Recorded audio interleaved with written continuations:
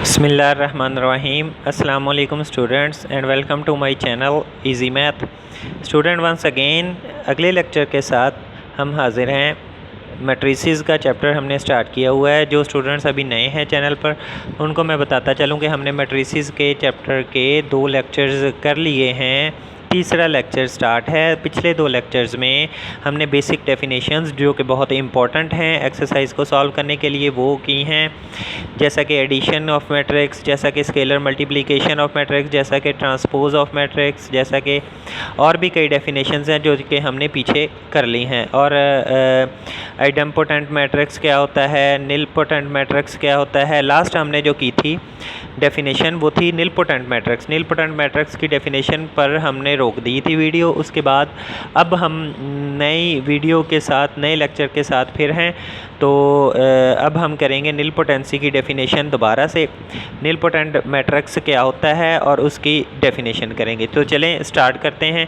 जिन्होंने अभी चैनल को सब्सक्राइब नहीं किया तो काइंडली सब्सक्राइब कर दीजिए और बेल आइकॉन को प्रेस कर दीजिए, और ताकि वीडियोज़ और भी आपको अच्छी अच्छी मिल सकें। तो स्टूडेंट्स, निलपोटेंट मैट्रिक्स क्या होता था वो मैंने आपको पिछली वीडियो में भी बताया। अब फिर मैं एक बार रिवाइज़ कर देता हूँ। Square matrix for which A raise to power P null matrix आ जाए, यानी कि किसी मैट्रिक्स को उसी मैट्रिक्स के साथ मल्टीप्लाई करवाते जाएं और वो नल मैट्रिक्स आ जाए तो फिर उसको कहेंगे कि A is a nilpotent matrix. और जितनी दफ़ा उसको मल्टीप्लाई करवाया, फॉर एग्जांपल ए को ए से 2 मरतबा मल्टीप्लाई करवाया और वो आ गया नल मैट्रिक्स, तो A square is equal to null matrix आ गया। तो इसका मतलब है उसका नल पोटेंसी इंडेक्स 2 है। अगर 3 बार मल्टीप्लाई करवाया तो उसका नल पोटेंसी इंडेक्स 3 है। अगर 4 बार मल्टीप्लाई करवाया तो उसका नल पोटेंसी इंडेक्स 4 है। तो अब इसकी यही एग्जांपल देखेंगे हम। एग्जांपल करने के बाद ये देखें, अगर हमारे पास कोई मैट्रिक्स है ए, वो किस तरह का है जी, 1 1 3 5 2 6 -2 -1 एंड -3 अगर एक मैट्रिक्स है, इसको इसके साथ मल्टीप्लाई करवा के देखते हैं। ये देखें जी, ए स्क्वायर फाइंड आउट करने की कोशिश करते हैं। ए स्क्वायर का मतलब क्या है, ए को ए के ही साथ मल्टीप्लाई करवाना है। तो ए को ए के ही साथ मल्टीप्लाई करवाने का मतलब क्या है, यहाँ पर ए लिखें 1 1 3 5 2 6 -2 -1 एंड -3 अगेन 1 1 3 5 2 6 -1 -2 -1 एंड -3। इनको जब मल्टीप्लाई करवाना आपको आता है तो वो बन जाएगा 0 0 0 3 3 9 -1 -1 एंड -3। जब आप मल्टीप्लाई करवाएंगे तो ये आंसर आएगा, लेकिन अभी ये नल मैट्रिक्स नहीं आया। तो हम क्या करेंगे, एक बार फिर ए के साथ मल्टीप्लाई करवाएंगे इसी को, तो वो हो जाएगा ए क्यूब। वो कैसे आएगा, वो ए स्क्वायर को ए के साथ ए स्क्वायर ये था, ए हमें पीछे जो हमारे पास है ए स्क्वायर हमारे पास ये लिखेंगे 0 0 0 3 3 9 -1 -1 -3 और इसको ए के साथ मल्टीप्लाई करवा देंगे। ए हमारे पास क्या था, 1 1 3 5 2 6 -2 -1 एंड -3। जब इनको मल्टीप्लाई करवाया तो मल्टीप्लाई करवा के अगर आप देखें तो ये आ जाएगा एक नल मैट्रिक्स। तो इसका मतलब है A cube is equal to आ गया एक नल मैट्रिक्स। तो इसका मतलब है A is a nilpotent matrix, hence A is nilpotent having nilpotency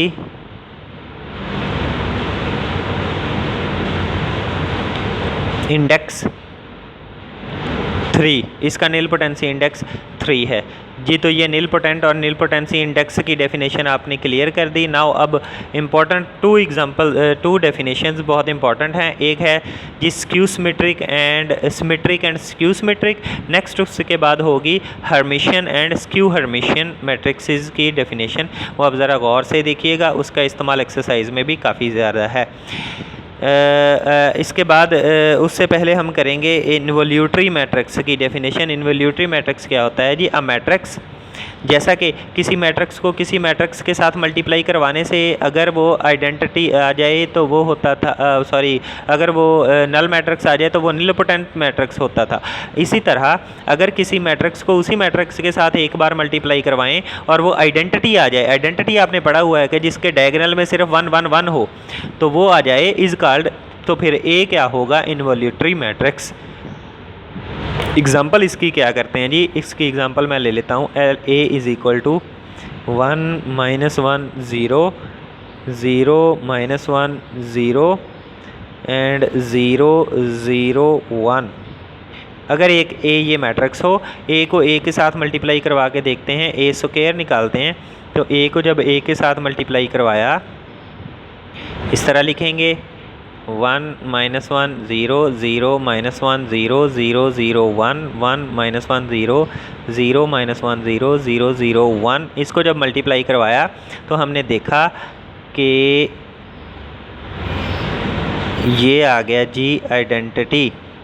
इसको मल्टीप्लाई करवा के आप देखें तो मल्टीप्लाई करवाने के बाद ये आइडेंटिटी ही आता है। इसका मतलब है A square is equal to identity आ गया। इट मीन्स दैट ए एक इनवॉल्यूटरी मैट्रिक्स है। नेक्स्ट जी सिमेट्रिक एंड स्क्यू सिमेट्रिक की तरफ चलते हैं जी। तो student symmetric and skew symmetric matrix की डेफिनेशन आपके सामने है, इसको मैं करने जा रहा हूँ, ज़रा गौर से सुनिएगा। अ स्क्वायर मैट्रिक्स ए, अगर एक मैट्रिक्स है स्क्वायर होना चाहिए लाजमी, उसके लिए ए इज़ कॉल्ड सिमेट्रिक। अगर उसका ट्रांसपोज लें और वही फिर आ जाए ट्रांसपोज लेने के बाद उस पर कोई फ़र्क ना पड़े तो वो ए मैट्रिक्स सिमेट्रिक मैट्रिक्स कहलाएगा। And if a square matrix A is called skew symmetric तब कहलाएगा कि अगर उसके ट्रांसपोज लें और वो -a के इक्वल आ जाए, यानी कि ए आ तो जाए लेकिन माइनस के साथ, तो फिर वो स्क्यू सिमेट्रिक कहलाएगा। इसकी एग्जांपल्स जी अगर आप देखें, अगर मैं एक मैट्रिक्स ले लूँ ए, वो मैट्रिक्स है जी 1 2 3 2 4 -3 एंड 3 -3 6 एक मैट्रिक्स हो। अगर इसका मैं ट्रांसपोज लूँ तो इसका ट्रांसपोज आ जाएगा जी 1। देखें ट्रांसपोज कैसे लेते हैं, आपको पता है कि रोज़ को कॉलम्स में, तो ये 1 2 3 कैसे बन जाएगा 1 2 3, ये 2 4 -3 ये आ जाएगा 2 4 -3, और ये 3 -3 6 3 -3 और 6। अगर आप देखें ये तो फिर वही आ गया A. It means that A symmetric matrix हुआ, ए का ट्रांसपोज लिया वो दोबारा फिर ए आ गया। इट मीन्स दैट ए एक सिमेट्रिक मैट्रिक्स है। अब हम करेंगे स्क्यू सिमेट्रिक की एग्जांपल। उसके लिए मैं एक मैट्रिक्स ले लेता हूँ बी, उसका नाम ही देना है बी, जो मर्ज़ी दे दें, 0 -2 3 और 2 0 4 -3 -4 और 0। अगर मैं इस बी का ट्रांसपोज लूँ तो ट्रांसपोज लेने के बाद मेरे पास बन जाता है 0 -2 3। ये देखें इस रो को मैंने कॉलम बना दिया, अगली रो को भी कॉलम बना दूं और इससे अगली रो को भी कॉलम बना दूं तो वो इसका ट्रांसपोज निकल आ जाता है। लेकिन अगर इसमें से ये दोबारा बी नहीं आया, अगर मैं इसमें से सब में से माइनस कॉमन ले लूँ तो ये माइनस × बन जाएगा, 0 का 0 रहेगा, ये -2 हो जाएगा, ये 3 हो जाएगा, ये 2, ये 0 का 0, ये 4, ये -3, ये -4 और ये 0 का 0, और ये देखा तो ये बन गया -b। ठीक है जी, ये दोबारा b बन गया, ये -7 आ गई। इट मीन्स दैट b का ट्रांसपोज लिया तो वो -b के इक्वल आ गया। तो डेफिनेशन के मुताबिक अगर किसी मैट्रिक्स का ट्रांसपोज लें तो वो -a के इक्वल आ जाए तो वो कौन सा मैट्रिक्स होता है, स्क्यू सिमेट्रिक। तो ये b एक स्क्यू सिमेट्रिक मैट्रिक्स है। नेक्स्ट जो हमारे पास डेफिनेशन है वो है हर्मिशन, स्क्यू हर्मिशन की डेफिनेशन।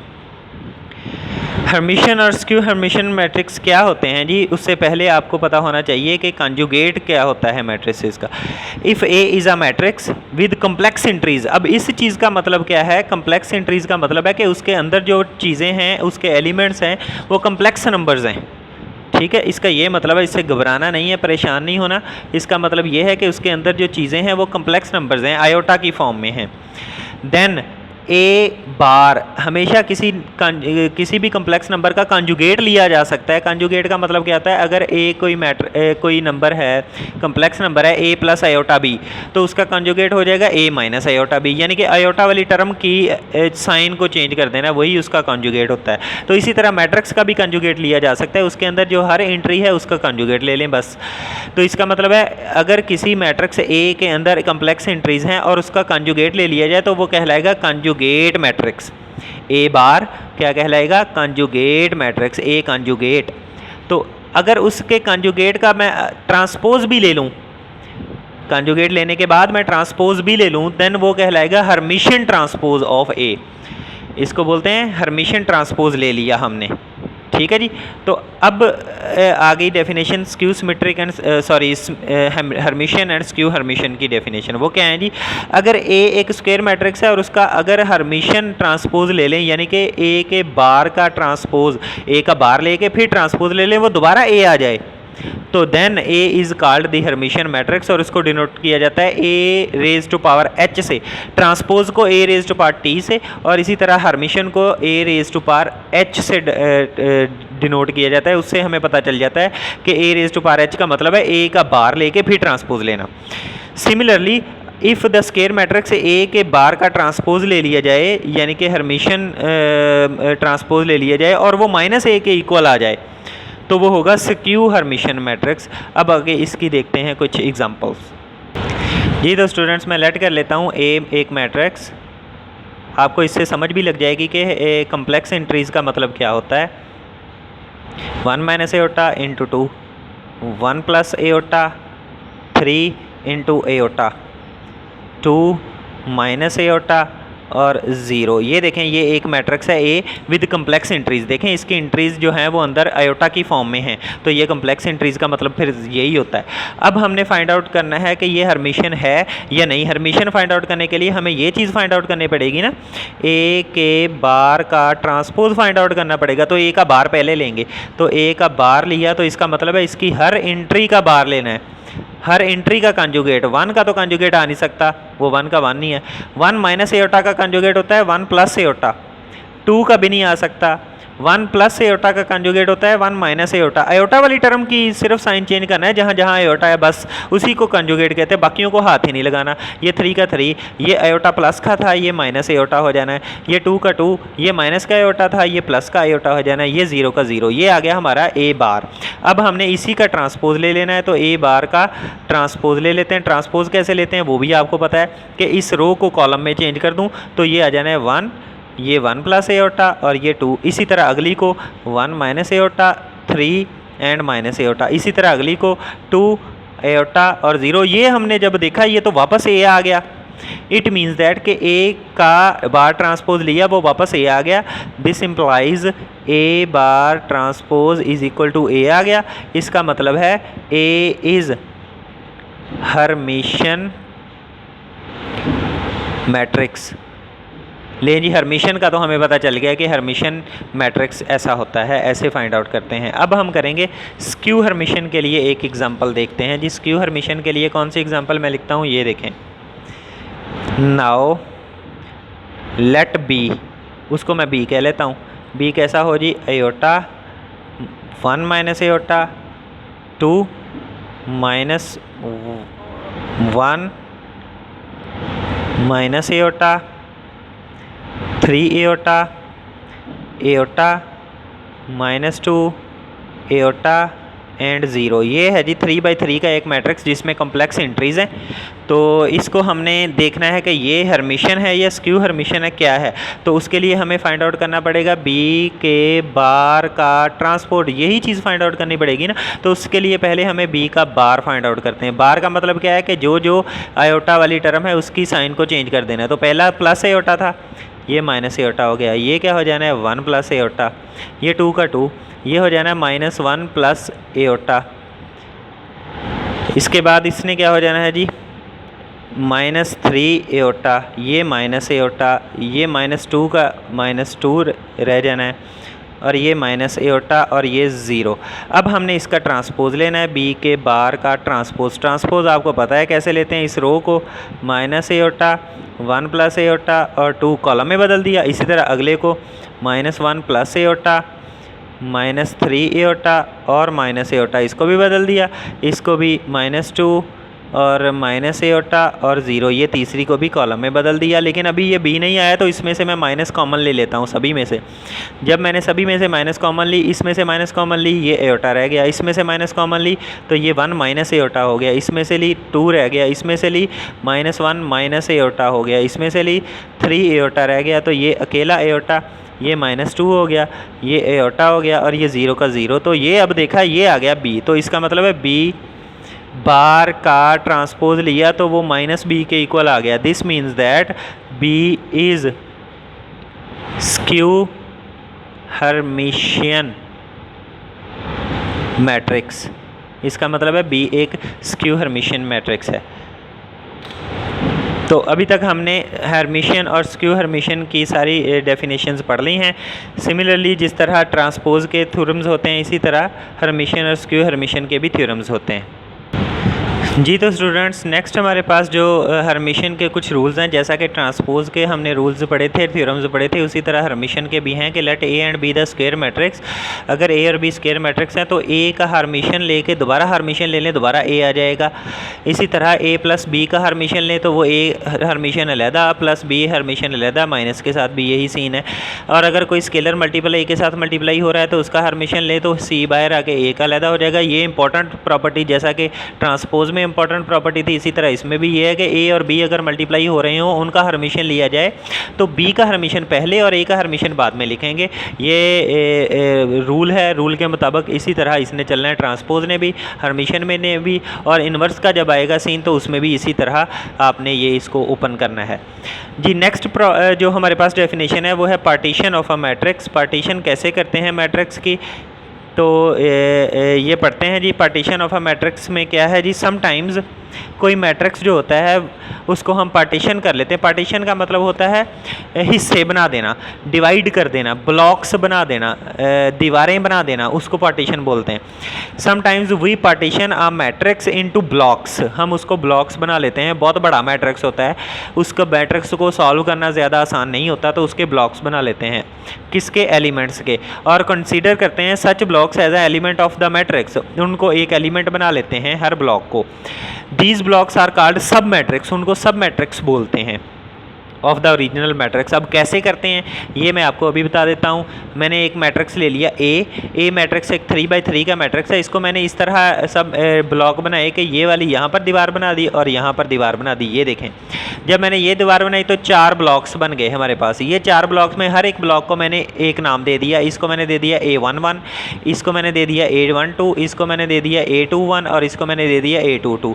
यही मैंने नीचे बताया है कि A11 is equal to this matrix बन गया, इज़ आ 2x2 सब मैट्रिक्स। ये सब मैट्रिक्स है किसका? ए का। इसी तरह A12 एक सब मैट्रिक्स है, ये वाला 5-2। A21 एक सब मैट्रिक्स है, ये वाला 4-2।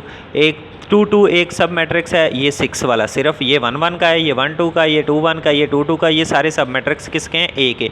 इससे हमें आसानी क्या होती है स्टूडेंट्स कि अगर कोई मैट्रिक्स बहुत बड़ा हो तो उस मैट्रिक्स को सॉल्व करना, यानी कि उनको आपस में मल्टीप्लाई करना, उनको आपस में प्लस करना बहुत मुश्किल हो रहा हो, तो उनके सब मैट्रिक्स बना के आपस में उनको इस तरह छोटा बना लिया जाता है और फिर उनको सॉल्व कर लिया जाता है। अगर आपके पास कोई 6x6 का मैट्रिक्स है या 6x7 का मैट्रिक्स है तो उसको तो दो मैट्रिक्स को मल्टीप्लाई करवाना तो बहुत मुश्किल होगा ना। तो स्टूडेंट्स इसीलिए हम उसको ब्लॉक्स बनाते हैं ताकि हमें इस तरह का कोई मैट्रिक्स मिल जाए और उनको आपस में मल्टीप्लाई करवा सकें। तो ये कैसे करना है इसकी भी एग्जांपल मैं आपको करवाऊंगा इंशाल्लाह, एक्सरसाइज में इसको करेंगे। तो आज तक हमारी 3 लेक्चर में हमने सारी डेफिनेशंस स्टूडेंट्स कर ली हैं। तो नेक्स्ट जो लेक्चर है हम उसमें इंशाल्लाह स्टार्ट करेंगे अपनी एक्सरसाइज में मैं कुछ क्वेश्चंस करूँगा जो मुश्किल होंगे, जो आसान क्वेश्चंस होंगे वो मैं आपके ऊपर छोड़ूंगा। आपने भी कोई काम करना है, आप भी करके देखिए, आप प्रैक्टिस करेंगे तो आपको अच्छे से आपको आएगा। एक्सरसाइज हम नेक्स्ट लेक्चर नंबर 4 में स्टार्ट करेंगे। ये लेक्चर नंबर 3 आज का हमारा इतना ही चलता है। तो स्टूडेंट्स आप को अगर वीडियो अच्छी लगी हो तो इसको लाइक कर दीजिए और मुझे कमेंट में बताइएगा कि आपको वीडियो कैसी लगी और आपको और किस तरह के मेथड की ज़रूरत है, कि आपको समझ आई है या नहीं समझ आई, तो मुझे बताइएगा लाजमी। अल्लाह हाफिज़।